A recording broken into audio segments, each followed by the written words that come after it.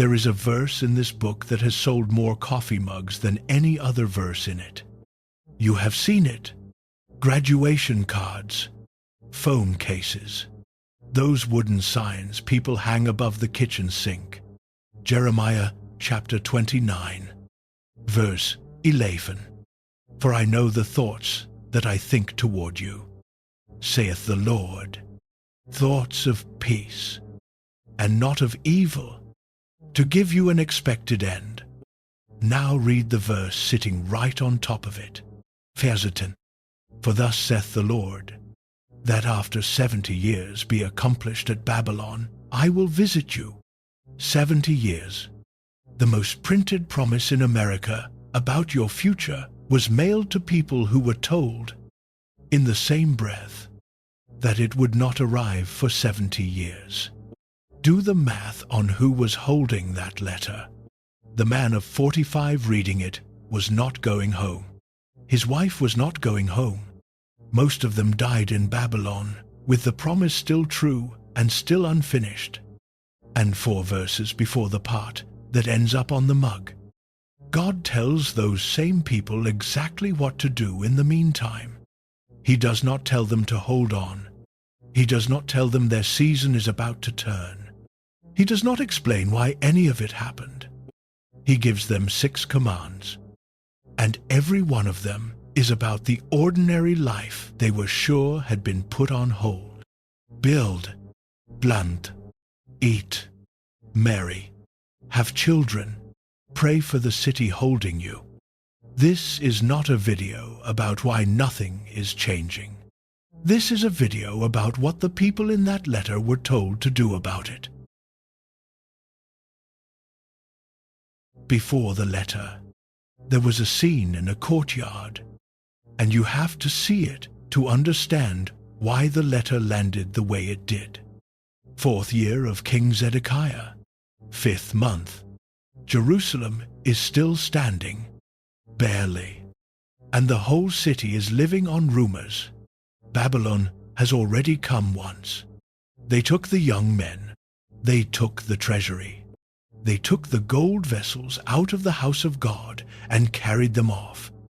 And the empty places on those shelves are the first thing you see when you walk in. Standing in the middle of that courtyard is a prophet with a wooden yoke strapped across his neck. Not a figure of speech, an actual yoke. The kind you lay over the shoulders of an ox before you hitch it to a plow. Heavy, rubbing raw where it sits. God had told Jeremiah to make one and wear it in public, so that when people looked at him, they saw the thing coming. You are going under Babylon. Bend your neck and live. He had been walking around like that for a while. You can guess how popular he was. Then a man named Hananiah steps into the courtyard. Know who he is before you decide what you think of him. He is not a heckler in the back. He is a prophet from Gibeon, a man with standing, and he speaks in front of the priests and all the people in the house of the Lord. He opens with the same formula Jeremiah uses, word for word.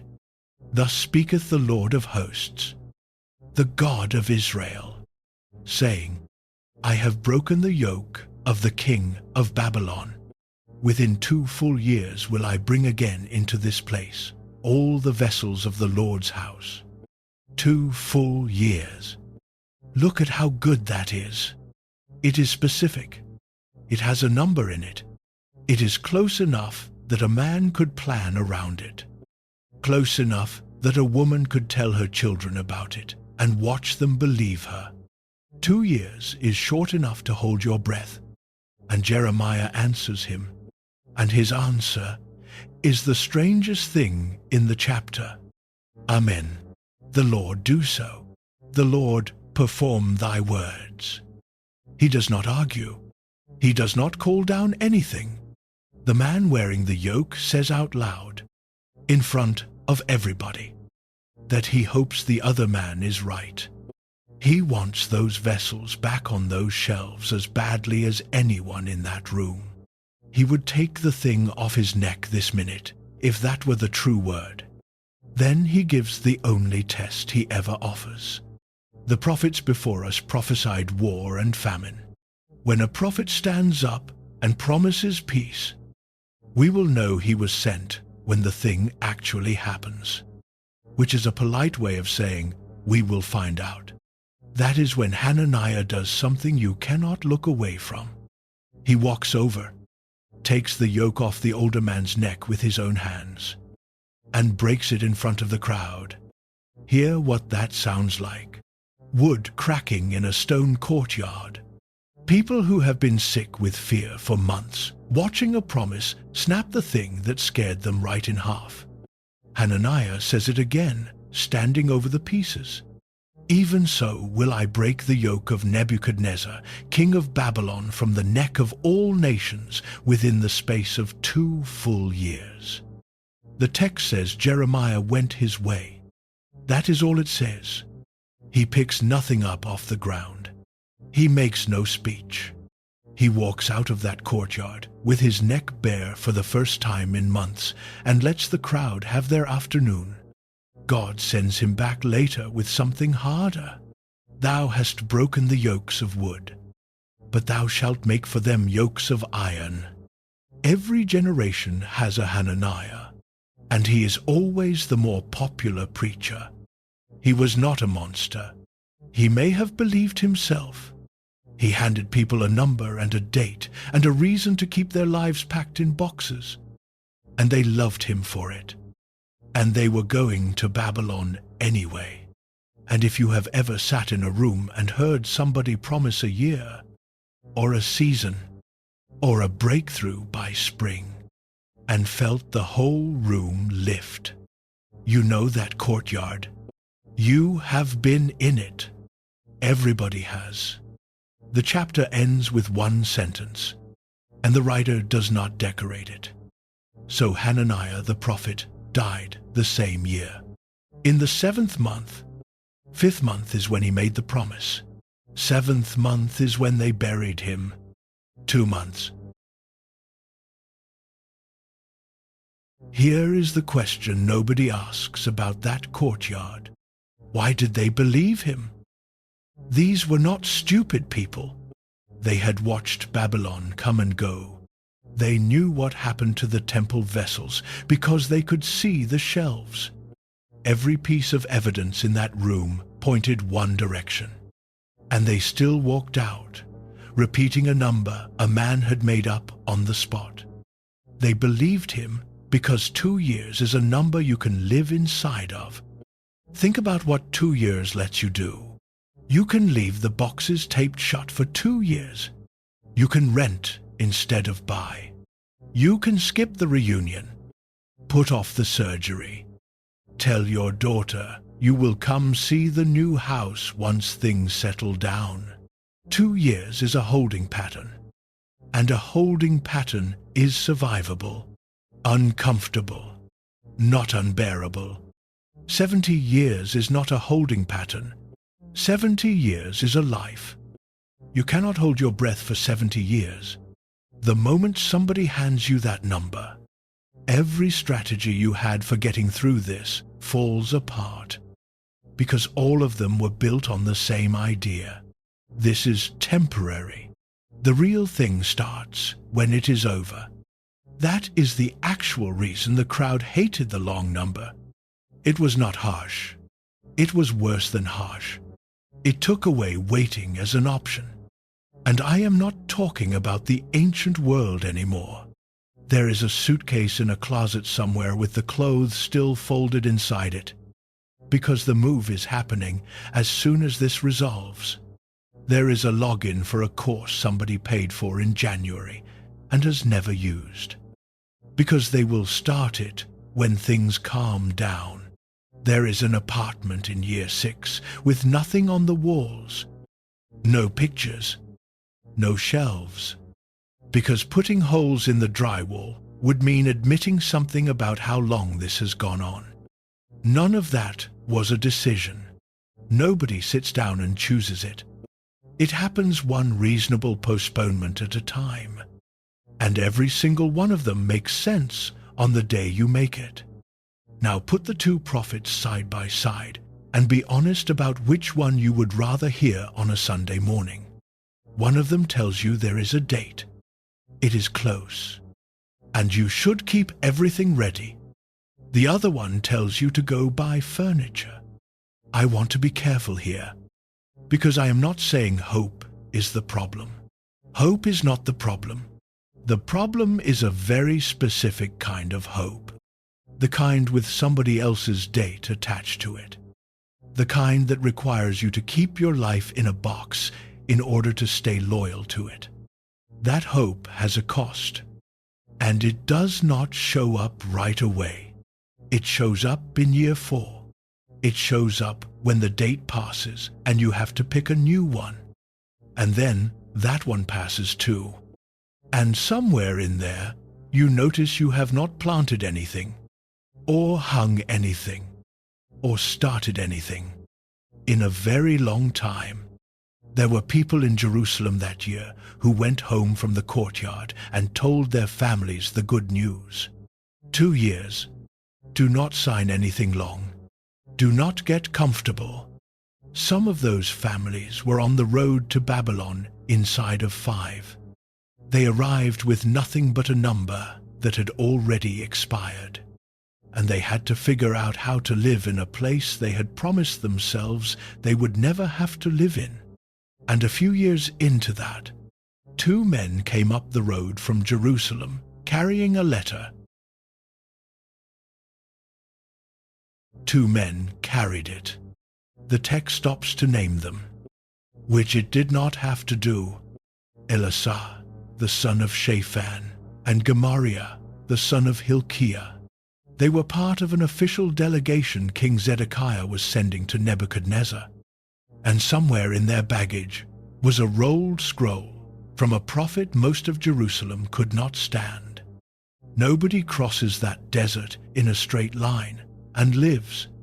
You go north first, up along the Euphrates, then down into the plain, and the trip takes months.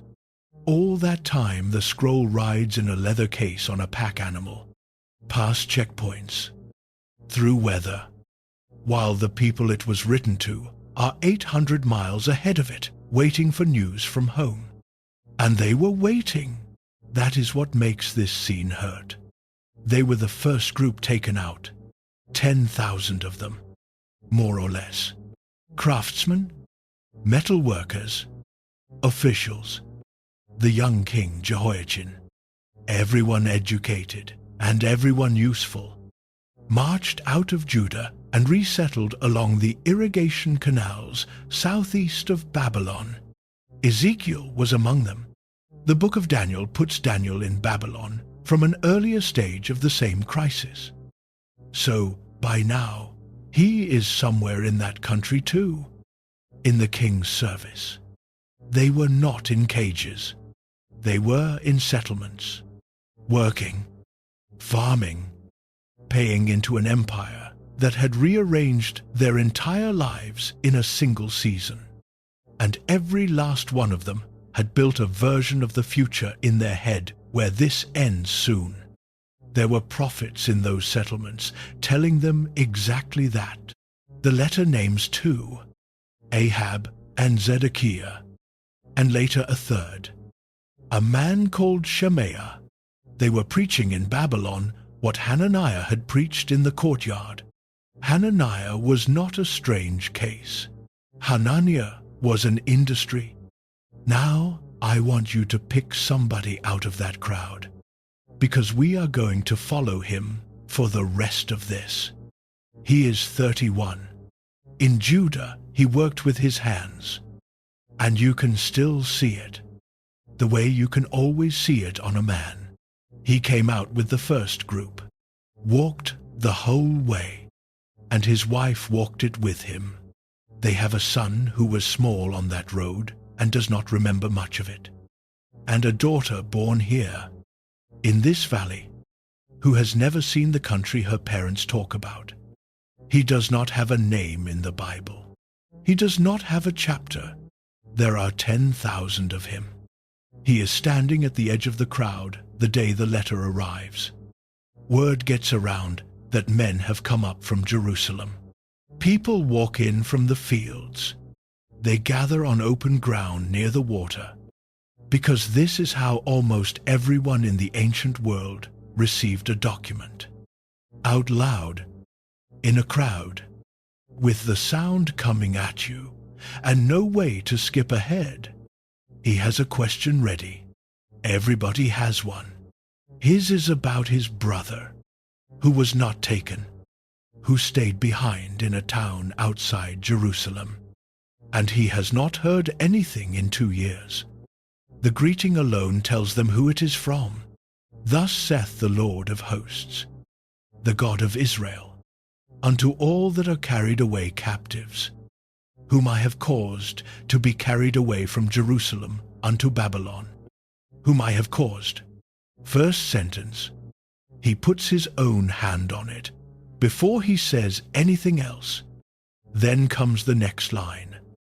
And it is not what a single person standing on that ground came to hear.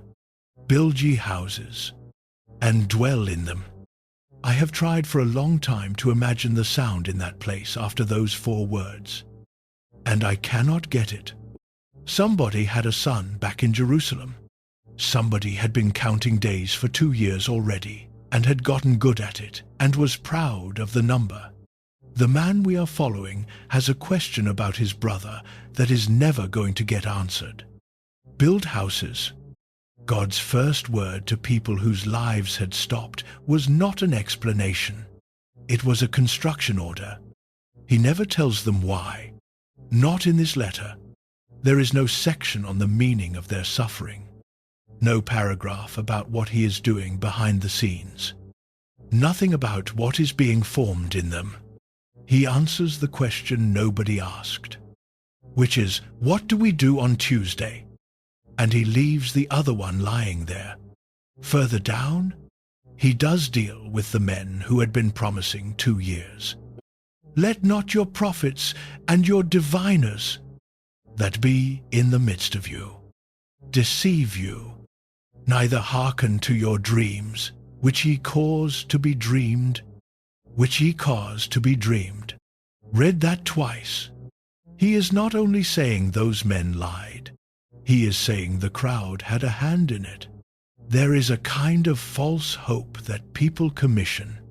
They want it badly enough that a supplier always turns up, and the supplier is never short of customers.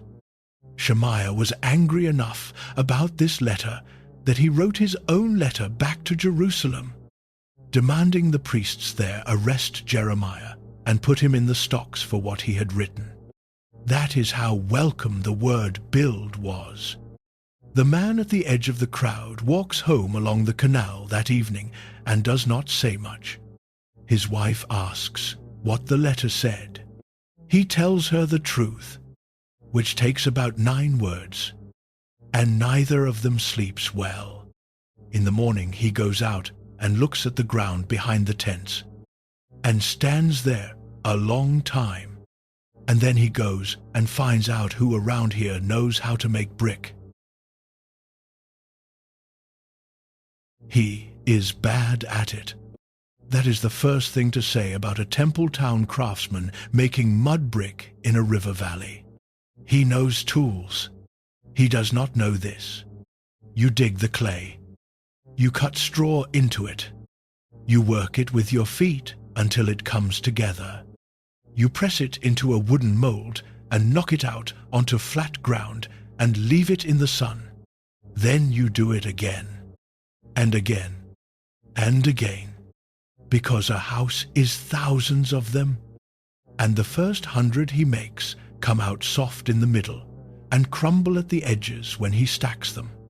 He throws that 100 back in the pit and starts over. Before any of it, there was paperwork. That is the part nobody thinks about. Ground in Babylonia is not free, and it is not unclaimed, which means going to a Babylonian official and putting your name on a Babylonian contract in a Babylonian city, under the authority of the king, whose army burned your country and emptied your temple. So the very first thing this command required was that a man walk into an office and sign something. There is no way to make that look noble. It looks like giving up. It looks like the guy down the road everybody talks about. The one who is not serious about home anymore. Every neighbor still living out of a bag is going to watch you stack brick and draw a conclusion about your faith. He got some of that. The text does not say so. The text does not have to. 10,000 people in one valley, and half of them still packed. And a man out there in the heat making brick for a house. 2 summers. That is roughly what it takes to put up a small mud brick house when you are learning as you go and you have a job besides. The first course of the wall is uneven. He can see it every time he comes through the door. The place where he did not know what he was doing yet. And he will still be able to see it 40 years from now. And here is the part I cannot argue with. They did it. Not just him. The whole community did it. And we know because of what turned up in the ground. Starting with 19th century digs in southern Iraq, and continuing with cuneiform archives that came to light much later. Scholars have been reading through clay tablets from Judean communities in Babylonia. One group of them, roughly 200 documents, comes from a settlement the tablets themselves call Al-Yahudu. Translated, that is the town of Judah. Judah town. They are not scripture. They are not poetry. They are receipts, land leases, loans, sales of livestock, tax obligations, agreements about barley and dates, witnessed and dated to the reigns of Nebuchadnezzar and the kings who came after him. And the names on them are Judean names, names with the name of God folded right into them. The tablets cannot tell us whose family had Jeremiah's letter in mind. What they show is Judeans doing the exact ordinary things that letter told them to do. In the exact place it told them to do it. And keeping the paperwork they built, there is a paper trail. Nobody got a vision about it. The letter did not come with a feeling attached. It came with a job, and the job was brick. Which brings me to a wall I know about. There is an apartment where nothing is hanging up. 6 years. The renter still calls it temporary. There is a dining table that never got properly set up after a move in 2021. So dinner happens standing at the sink. There is a man who will not buy a decent skillet or a real mattress. Because this is not his real life, and he does not want to sink money into a place he is leaving. Go put a nail in the wall. I know how small that sounds against whatever you are actually carrying. But the first word God gave to people whose situation was not going to move for 70 years was a word about their housing. You cannot live somewhere you refuse to unpack in. By the end of the second summer, the roof is on. His wife hangs the door herself while he is finishing the last of the mortar. And their daughter, who is 9 now and has never lived anywhere but this valley, walks in and out of the doorway about 40 times because it is hers. He stands in the yard that evening looking at a house he built in a country he did not choose. Then he looks past it, at the strip of ground running down to the canal, and starts thinking about what the letter said next. The next line in the letter is 2 commands, and they belong together, and plant gardens, and eat the fruit of them. Anybody standing on that ground knew immediately what was being asked. We do not, because most of us buy fruit out of a bin under a light. So let me slow down on the word garden, because this is not a row of lettuce. Along those canals, The tree that mattered was the date palm. It was the tree that valley was built around.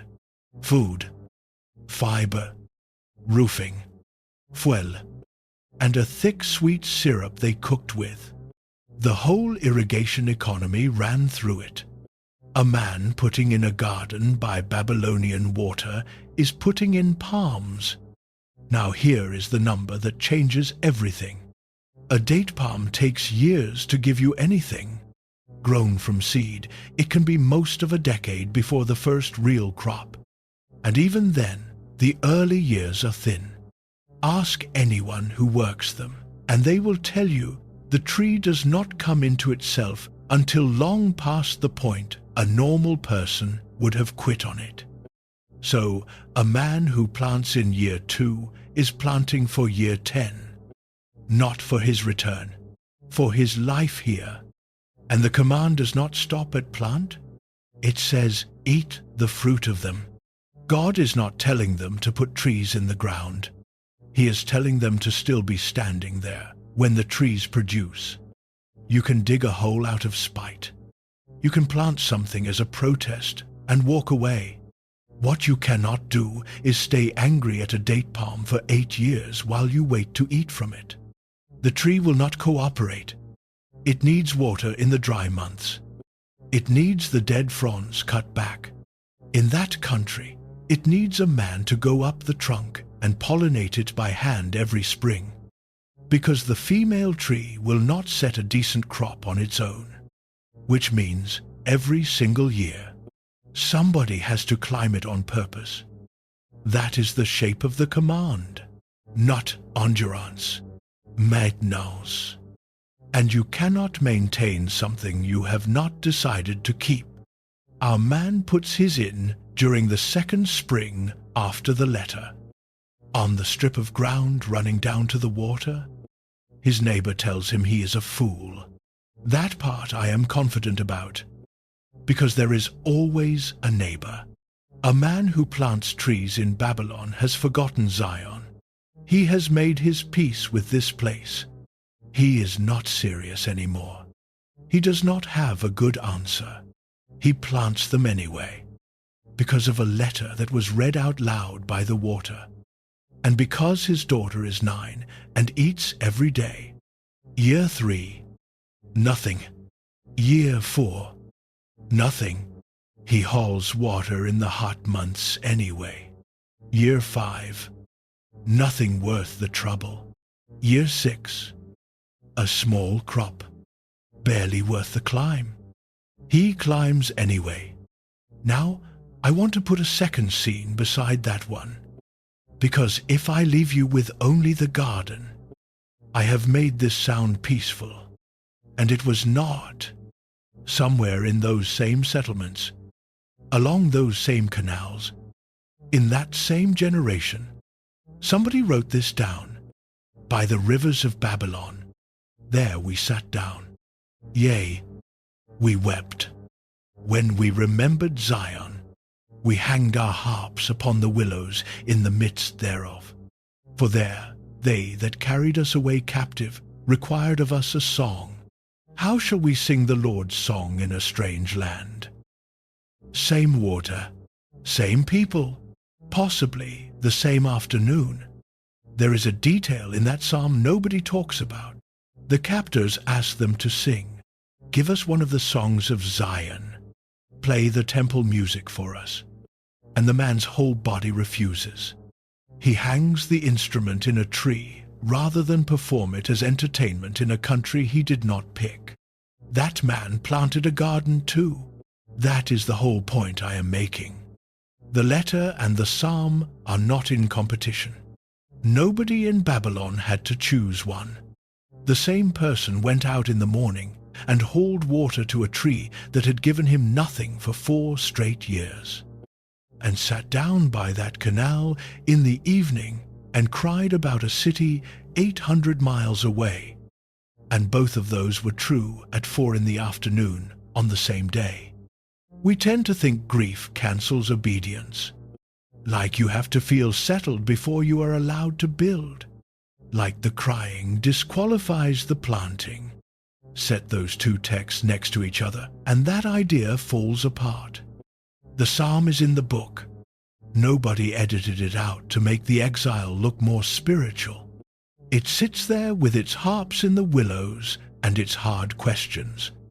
And 40 pages away is a letter telling those same weeping people to go put trees in the ground.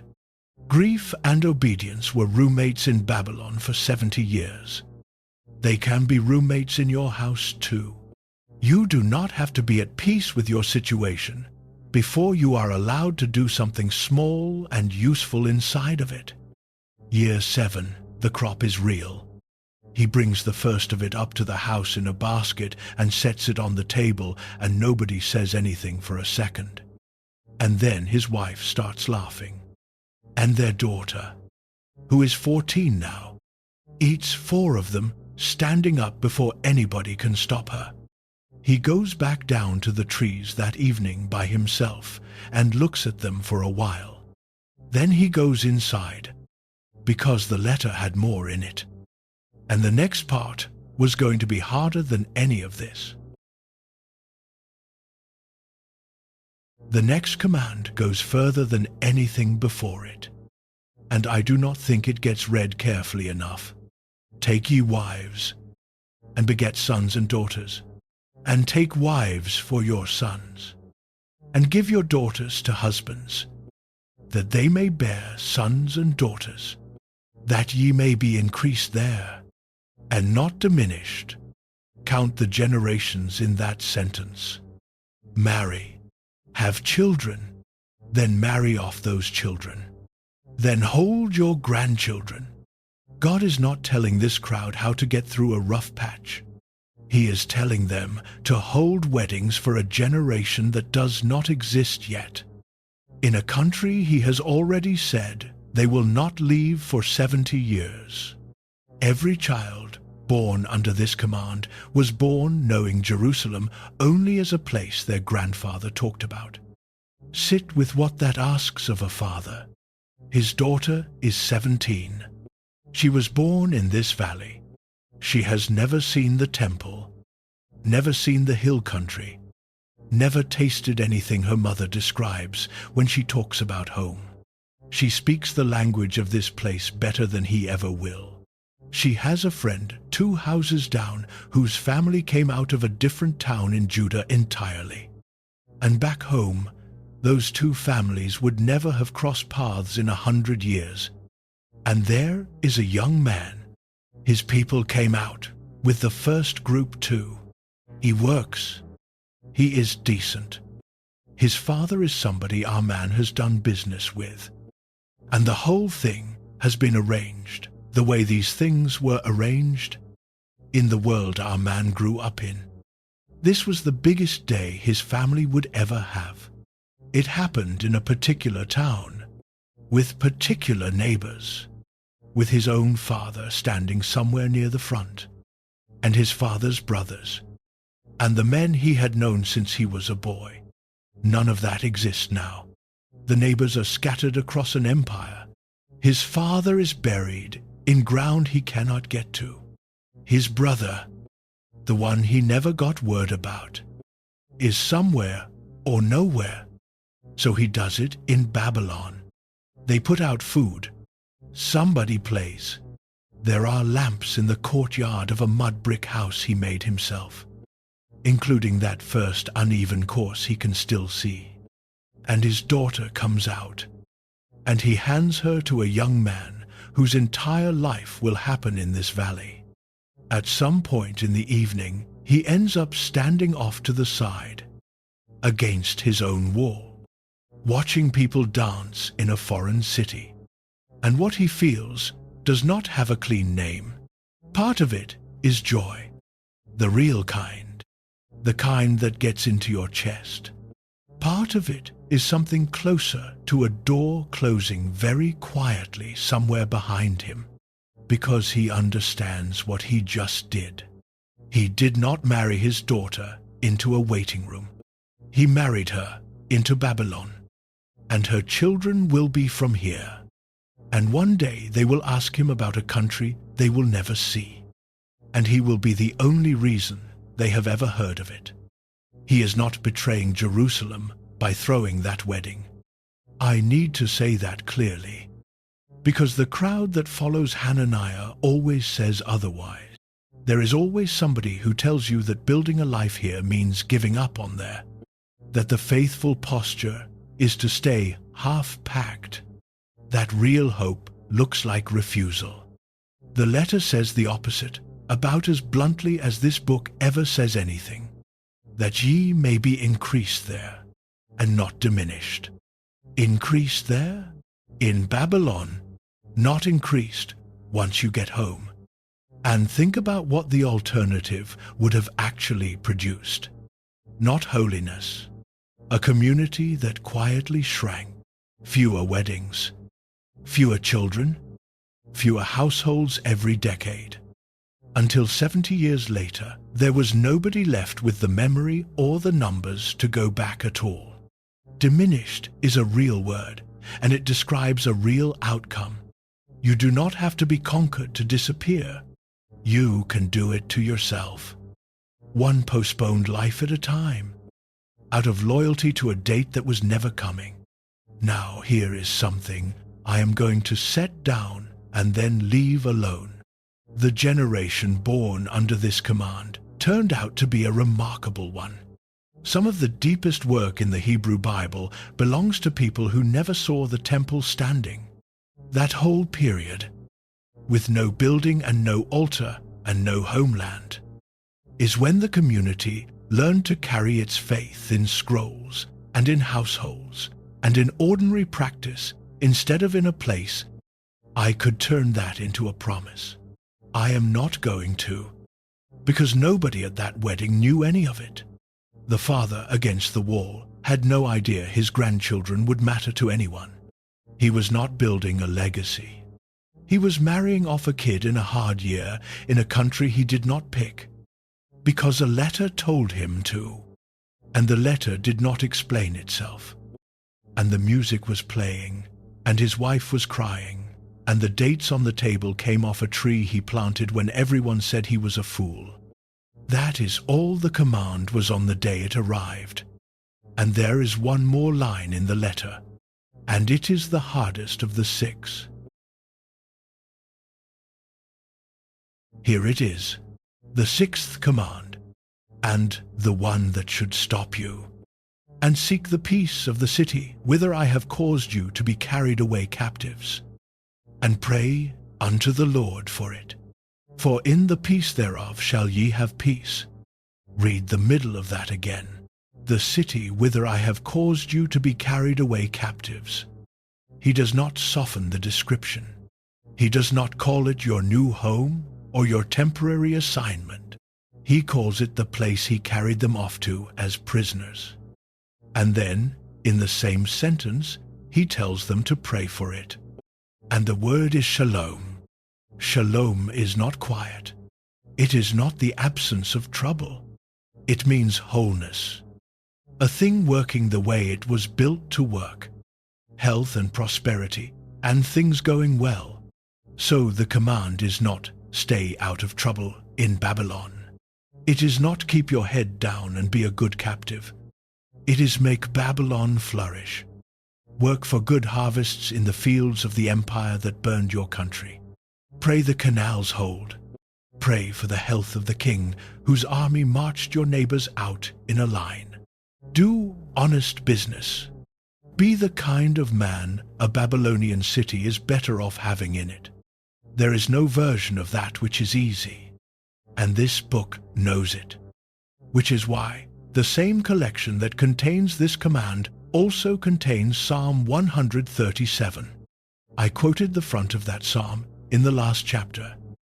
The harps in the willows. I did not quote the end. The end of that psalm is the darkest thing in the Bible. It is a man asking God to repay Babylon for what Babylon did. And it gets specific about Babylonian children in a way that is genuinely hard to read out loud. People skip it. Hymnals cut it. It is right there anyway.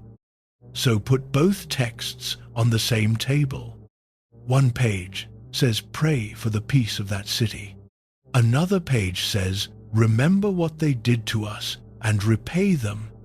Both were written by exiles. Both were kept. Nobody in the history of this book has ever fully reconciled them. And I am not going to pretend I can do it in an hour. The most honest thing I can tell you is that Scripture holds both, and holds them without embarrassment. And the people living through that exile were not required to have their feelings sorted out before they were asked to be useful. You can pray for a place and still know exactly what it cost you. Now watch our man in this one, because this is where the command gets specific. He does business in the city. He has been at it long enough now that people know him.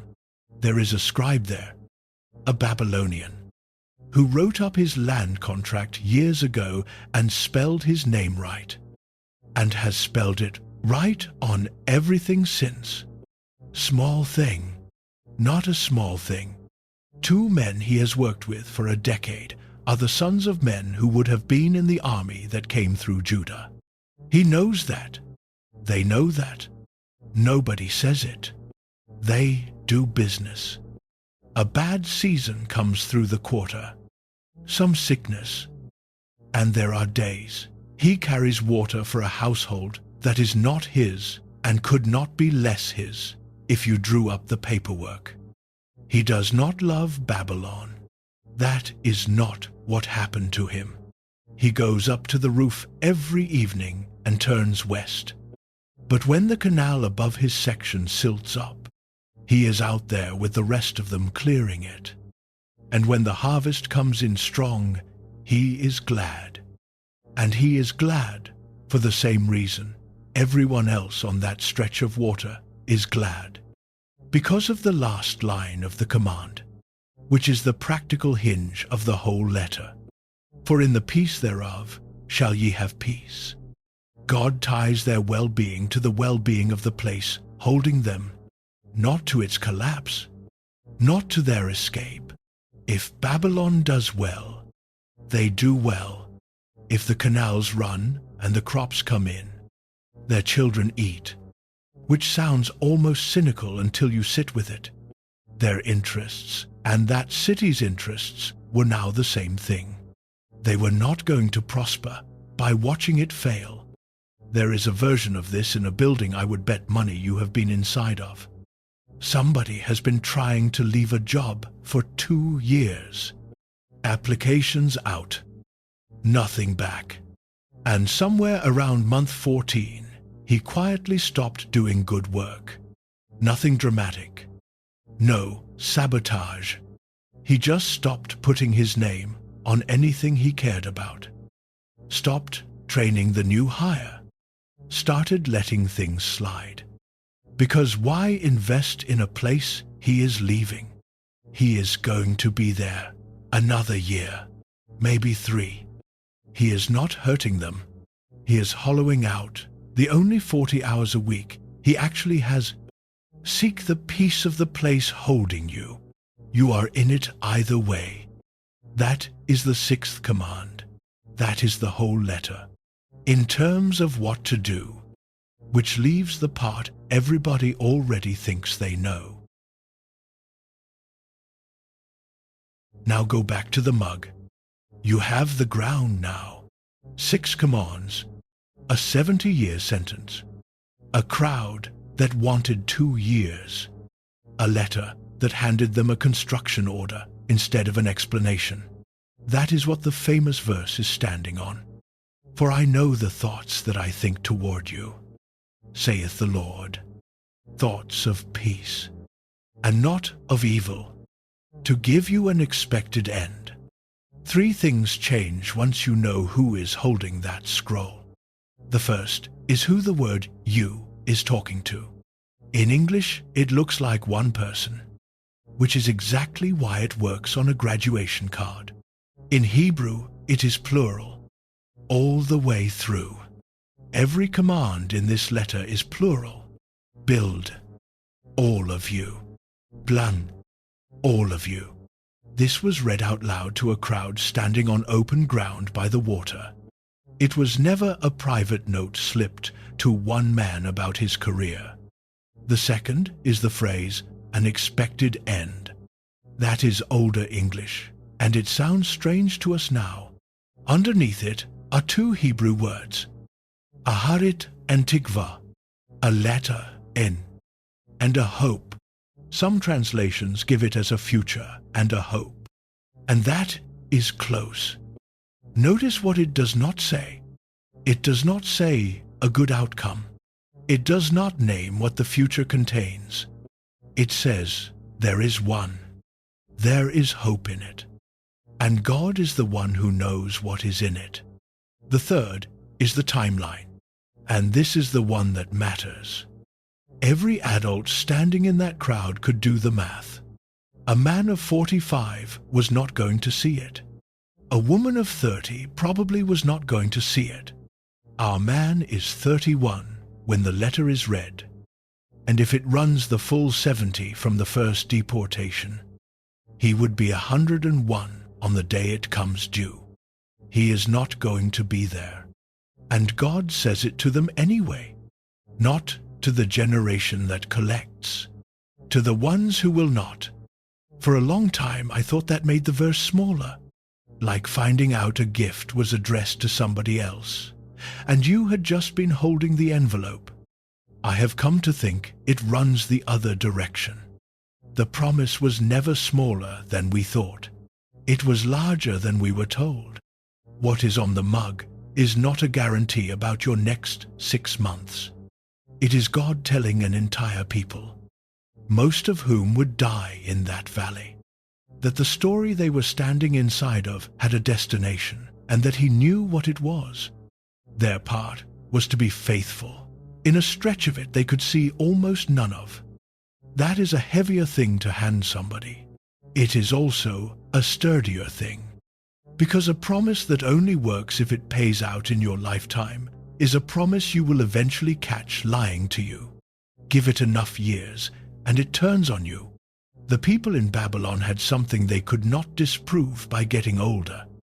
There is one more line, 2 verses down, and it belongs with this: "Ye shall seek me, and find me, when ye shall search for me with all your heart." That was written to people with no temple, no altar, no sacrifice, no priesthood functioning the way it had for 400 years. 800 miles from the only address anyone had ever given them for God. He tells them they can find Him in Babylon, not after Babylon, in it. That is the sentence I would put on the mug if anybody asked me. Our man is up on his roof again that evening, facing west out of habit. And nothing about his situation has changed since morning. The temple is rubble. The king who ordered it is on his throne. His brother is still a question with no answer attached.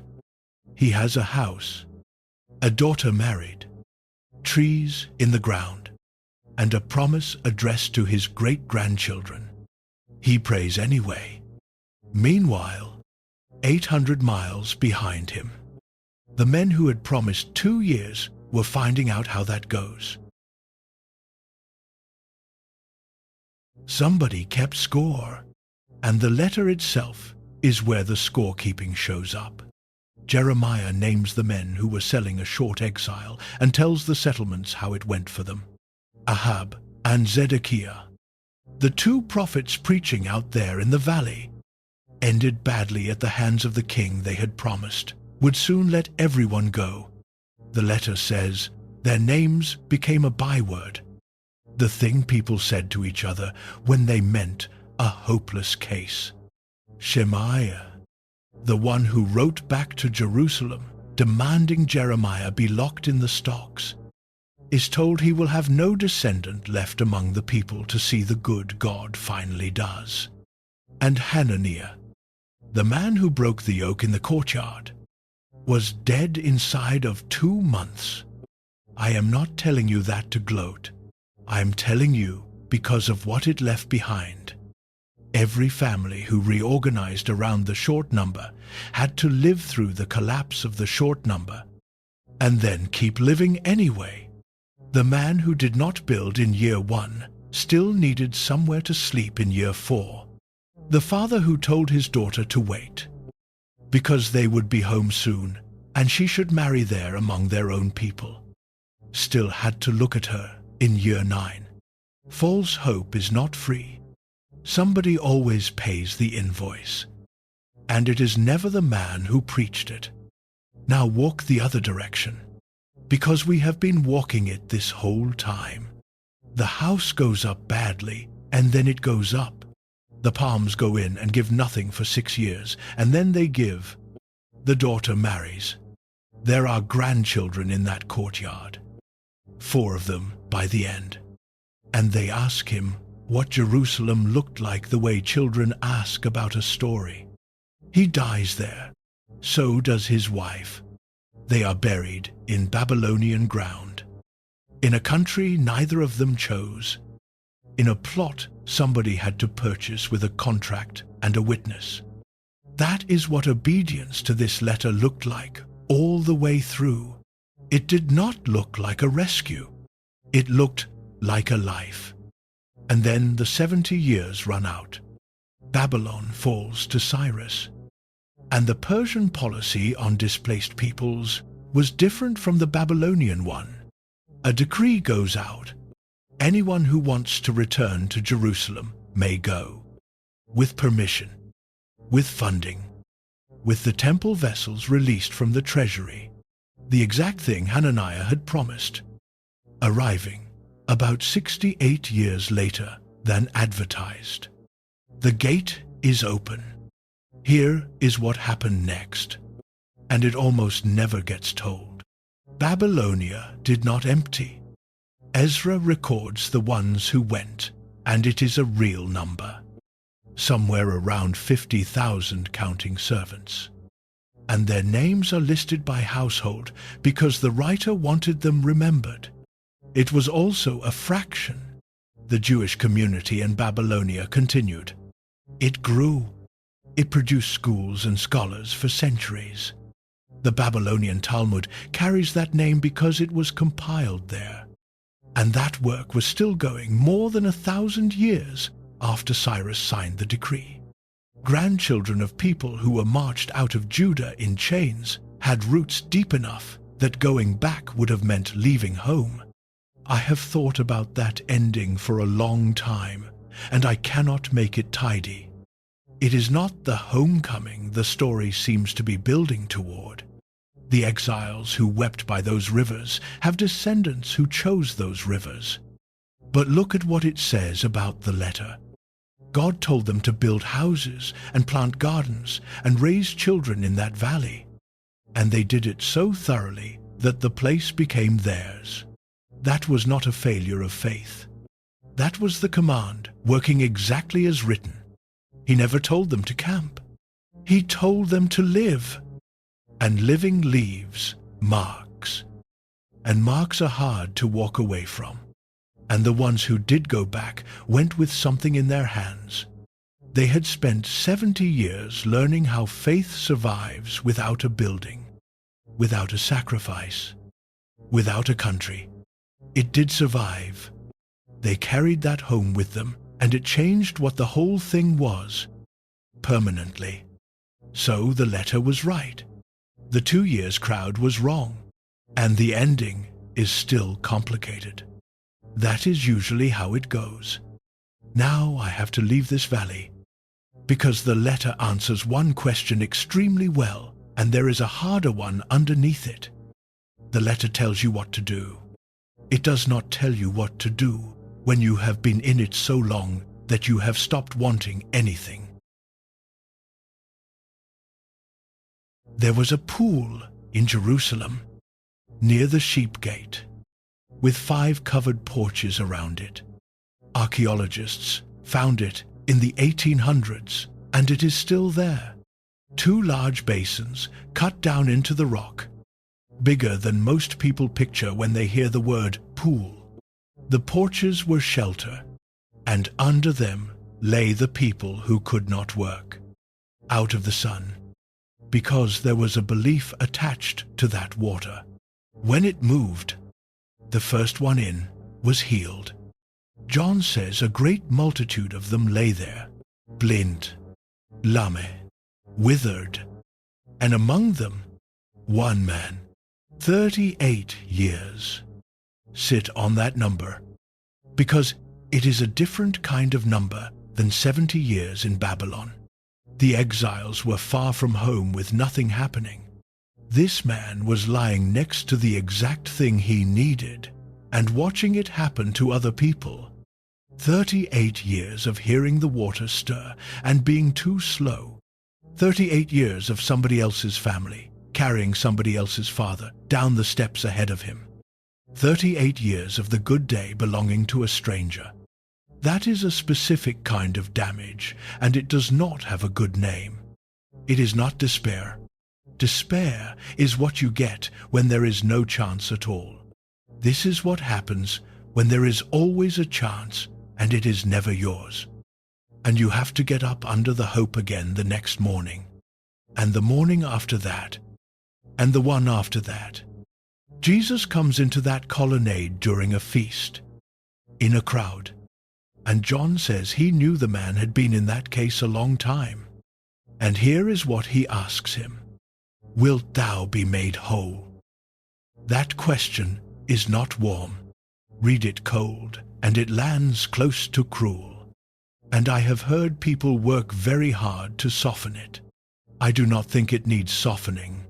I think it is the most serious thing anybody had said to that man in decades. Listen to the answer. "Sir, I have no man, when the water is troubled, to put me into the pool. But while I am coming, another steppeth down before me." He does not say yes. He explains why it cannot happen. And you can hear in the shape of that sentence how many times he has said it. It is smooth. It is a complete account of his situation, with the responsibility placed neatly outside himself. And every word of it is true. And it is also the thing he has instead of an answer. After enough years, the explanation becomes the furniture. You know your own case better than anybody. You can lay out exactly why it has not worked. And you are right. And you have not actually asked for anything in a long time. Because asking costs something, and being right costs nothing. If somebody asked you tonight whether you still want the thing you have been praying for, I do not know what you would say. That is not a rhetorical question, and I am not going to answer it for you. But it is worth noticing whether the first thing that comes up is yes, or whether the first thing that comes up is the explanation. Then Jesus tells him to get up, take up his bed, and walk. And he does. The mat that had been under him for most of his adult life is rolled up under his arm. And then the story goes somewhere nobody would have written on purpose. It is the Sabbath. The authorities stop him for carrying his mat, which counts as work. He tells them the man who healed him told him to. They ask who that was, and he does not know, because Jesus had slipped off into the crowd. Later, Jesus finds him in the temple and says one more thing to him: "Behold, thou art made whole. Sin no more, lest a worse thing come unto thee." And the man leaves and goes and tells the authorities it was Jesus who had made him whole. John does not tell us what he was thinking. Maybe he was clearing his own name. Maybe he was proud of who had done it. Whatever it was, the men who wanted Jesus dead now had a name. And John says that from that point, they began to persecute him. 38 years, healed. And the story ends in a mess. Nobody in that chapter gets a clean arc. The man who could not walk walks. And he is not, obviously, a better man on the other side of it. and the one who healed him is in more danger than he was that morning. I am keeping that in. A book that only recorded the endings that satisfy us would not be worth much on a hard night. And there is one case harder than this one, where nobody gets up at all. Go back to the valley one more time, because there was a prophet living out there, not Jeremiah, who wrote the letter from Jerusalem, a man who was actually in it, carried off with the first group, preaching to the people who received it. He may well have been standing in that crowd by the water the day it was read. Ezekiel, a priest by training, in a country with no temple to be a priest in. I want to tell you about one day of his, and I want to say up front that it does not come out even. This chapter is here because the last 11 have been building a case. And a case is only worth something if it can stand next to the hardest thing in the file. Ezekiel chapter 24. God tells him the siege of Jerusalem has begun. The final one, the one that ends the city. Then he tells him something else. Son of man, behold, I take away from thee the desire of thine eyes with a stroke. Yet neither shalt thou mourn nor weep, neither shall thy tears run down. The desire of thine eyes, that is his wife. He is told she will die, and he is told not to mourn her the way a man in that world mourned. No wailing, no bare head, no covering the lip, no eating the bread of mourners. None of the things the whole community would have come and done for him. Put your shoes on, wear your turban, go outside. And then comes the verse, and it is written so flat that I have never gotten used to it. So I spake unto the people in the morning, and at even my wife died. And I did in the morning as I was commanded. Morning, evening, morning. 3 sentences, one day, not a single adjective in it. He was preaching when he woke up. She was gone by dark. He was back at it at sunrise. The people come and ask him what it means, because they can see he is not mourning, and it frightens them. So he tells them, what happened to me is going to happen to you. Jerusalem is falling. The temple is falling. Your sons and your daughters are there. And the loss is going to be so total and so public that ordinary mourning will not be available to you either. His grief was made into a sign for a nation. I do not know what to do with that. There is no verse anywhere that walks it back. God does not explain himself to Ezekiel in chapter 25. There is no scene where the prophet gets comforted. There is no line about her afterward, not even a name. The text moves straight on to the nations, Ammon and Moab and Edom, and the man goes on preaching for another 20 years. I have heard people try to solve that passage. Most of the solutions are worse than the silence. So I am going to do what the writer did, which is set it down and leave it. Some parts of this book are not there to be resolved. They are there so that nobody sitting in a hard place ever has to wonder whether their story is too dark for the record. That is why I brought it in. Because if everything you heard today came from the letter, and the letter is practical and warm and full of gardens and weddings, then somebody watching would eventually run it up against their own week and find that it does not match, and conclude they must be outside of what this book covers. You are not outside of it. The same collection that says build houses and plant gardens contains a man who buried his wife on a Tuesday and stood up and preached on Wednesday because he was told to, and got no explanation. And the writer wrote it down without softening one word of it. Both of those are in there. Nobody had to choose.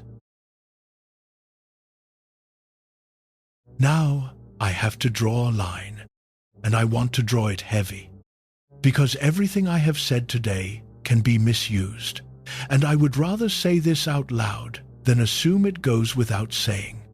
There are situations that do not belong in the category of waiting on God. If somebody in your house is hitting you, that is not a season. If somebody controls where you go, who you talk to, and what you are allowed to spend, that is not a thing to outlast patiently. If you are sick in a way that has a treatment, and you are turning down the treatment to demonstrate faith, that is not trust. If your mind has been dark for a long stretch, and you have stopped telling anyone about it, that is not a private discipline you are supposed to carry alone. And I want to make the argument from the letter itself, because it is sitting right there. Look at the 6 commands God gave to people whose circumstances were not going to move for 70 years. Build, plant, eat, marry, have children, seek the good of the city. Every one of them is a verb. Every one of them is something you do with your hands and your time and your money. Not one of them is sit still. Not one of them is endure quietly. Not one of them is stay where you are put and absorb whatever comes at you. God's instruction to people in an immovable situation was a list of actions. So if somebody has taught you that faith means doing nothing while something harms you, they did not get that from this letter.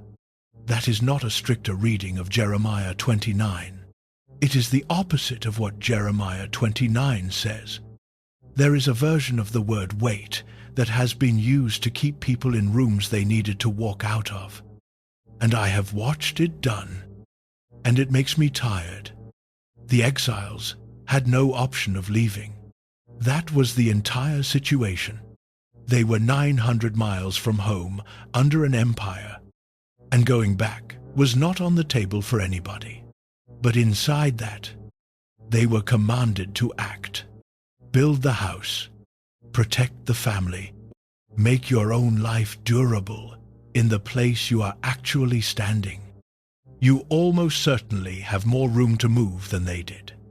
And sometimes the help you have been praying for has already been sent, and it shows up looking like a doctor's appointment, a lawyer, a locked door, a counselor, a phone number that has been in a drawer for 2 years, or a brother-in-law with a truck and a spare bedroom. Take it. Taking it is not a failure of faith. It might be the most obedient thing you do this month. That is the line. I am not going to spend longer on it than it needs, but I was not going to skip it either. Now let me take you back to the valley one last time, to an ordinary day about 23 years in. He wakes up before the light, because the heat comes early in that valley, and the work goes better in the cool part. He was 31 the day the letter was read out by the water. He is 54 now. He has been in this country longer than he was in the other one, though he does not think of it in those terms, and probably never will. The house is the one he made. He can still see the first course of the wall, the uneven one, every time he comes through the door. His wife stopped noticing it about 20 years ago. There is a second room off the back that they put on when the grandchildren started coming. And that room is level, because by then he knew what he was doing. He goes out to the water while it is still gray. The palms are the ones he put in the second spring. He remembers the neighbor who told him, "A man who plants trees in Babylon has forgotten Zion." That neighbor has been dead 11 years. His sons farm the strip above the bend, and one of them has a small grove of his own now, planted about 6 years back, and nobody says anything about it. 6 years Those trees gave him nothing. He hauled water anyway. Year 7, there was a crop, barely worth the climbing. And he climbed anyway. He climbs one this morning, 54 years old, and he still goes up the trunk himself, though his son-in-law has offered more than once, because the pollination has to be done by hand every spring, and he has never once trusted anybody else to do it right on his trees. He comes down and washes his hands in the canal and eats 2 of last year's dates sitting on the ground with his back against the trunk, watching the water move. Then he goes into the city. He works, whatever the work is that day. He does it properly. The scribe who spelled his name right on that first contract is an old man now, and his son has the business. And the son spells it right too. There is trouble on one of the streets that quarter, an illness going through, and he does what he can, and he prays for the place, because the letter told him to, and because he has been here long enough that the harvest of this valley is the harvest his family eats out of. He does not love Babylon. That never happened to him. About 10 years ago, he came home late one evening and heard his granddaughter singing something in the local language while she carried water. A Babylonian song she picked up from the neighbor's children. And he stood outside the door for a while before he went in. He never told anyone that. He is not sure himself what he was feeling. He comes home in the afternoon. They eat in the courtyard. His daughter is 39. Her husband is there. The 4 grandchildren are loud, and the smallest one asks him again about Jerusalem, because she likes the part about the gold on the temple doors. He tells it, and partway through, he describes the street outside the eastern gate and gets it wrong, and knows he has gotten it wrong, and cannot fix it, because he cannot remember which way it turned. That happens more now. His brother, the one he never got word about, has been gone or alive for 23 years, and he still does not know which. When the sun goes down, he goes up to the roof and turns west and prays. He has done that every day for 23 years. Not one time has anything changed because of it. The temple is rubble. The king who ordered it sits on a throne 2 days' travel from this house. The men who promised 2 years are dead, and the number they gave is a bitter joke among people his age, when they mention it at all, which is not often. He prays anyway. Then he comes down and goes to bed. That was the whole day. Nothing in his situation moved. A man got up, took care of trees he planted before he had any reason to, did honest work in a city that was not his, ate with his grandchildren, and turned west at sundown. This is what trust looked like on an ordinary day in a place that had not changed in 23 years. It looked like a man eating fruit off a tree he planted when he had no idea whether he would be around to taste it. Nobody wrote his name down. There is no chapter about him. There are 10,000 of him, and the book does not name one. He is the letter, working. He will die in this valley. So will his wife. His daughter will be an old woman before the gate opens. And by then, it will be her grandchildren deciding whether to make a journey to a country none of them has seen. And some of them will go, and some of them will stay right here. He knows none of that. He knows the trees need water in the hot months, and the smallest grandchild likes the part about the doors, and the sun goes down in the west. Let me come out from behind the story, because you are the reason I made this. Tomorrow morning, your phone may still be quiet. The email may not be there. The number may not have moved. The person may not have called. The pain may be exactly where it was when you woke up today. I have no way of knowing. And I am not going to stand here and tell you it is about to break open. Because that is the one thing in this whole story I am sure I have no business saying. That was Hananiah's line. 2 years. He said it in front of a crowd that wanted to hear it. And he broke a yoke in half for effect. And they buried him before the leaves turned. So here is what I have instead. The letter did not say, "Hold on." It said, "Build." That is a strange kind of comfort. And it is the kind that carries weight. Because it does not need tomorrow to cooperate. Every one of those 6 commands could be obeyed on a day when absolutely nothing improved. A man could lay brick in year 2 of 70. A woman could put a tree in the ground the same week she sat down by that water and cried. None of it required the situation to move first. Which means there is something available to you in the morning that does not depend on an answer arriving. I want to keep this small, because people in long seasons cannot lift big plans. That is not a character flaw. That is just what a long season does to a person's arms. So pick one thing. Open the suitcase and put the clothes in the closet and slide the empty bag under the bed. Put a nail in the wall of the apartment you are supposedly leaving. Log into the course. Call the friend who kept calling you. And when she asks how you are, give her the true version instead of the tidy one. Do the work in front of you properly, including the work at the job you are trying to get out of. Set the table up. Plant something that will not produce for a while. Not a plan. One thing. You are allowed to be fully alive in a chapter you did not choose. The people that letter was written to were ordered to be. And here is the last thing. And then I am done. Somebody counted the years. That is what I keep coming back to.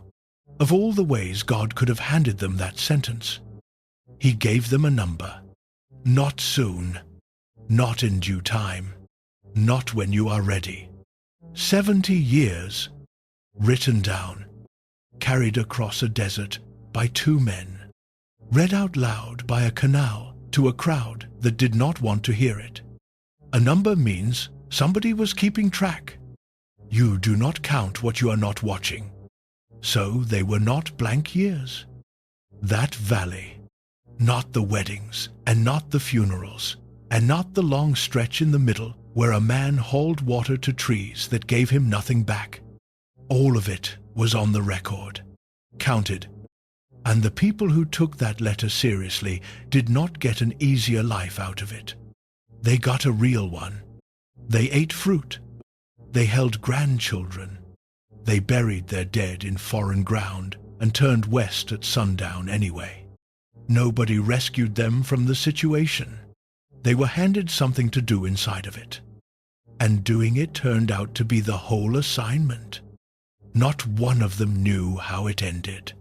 The man on the roof in year 23 had no idea whether that gate would ever open. And he was right not to know, because it did not open in his lifetime. He built anyway. You do not have to know what God will do next in order to build something today. That is all I have. Not how long you have been waiting. I do not want the number this time. Tell me one thing you are going to do this week that you have been putting off until this is over. The nail, the appointment, the phone call, the class, the tree. Put it where other people can see it. Because somebody is going to scroll through those comments at 2 in the morning. Certain. The only 2 options are quit or keep holding their breath. And they are going to find a whole list of people who found a third one.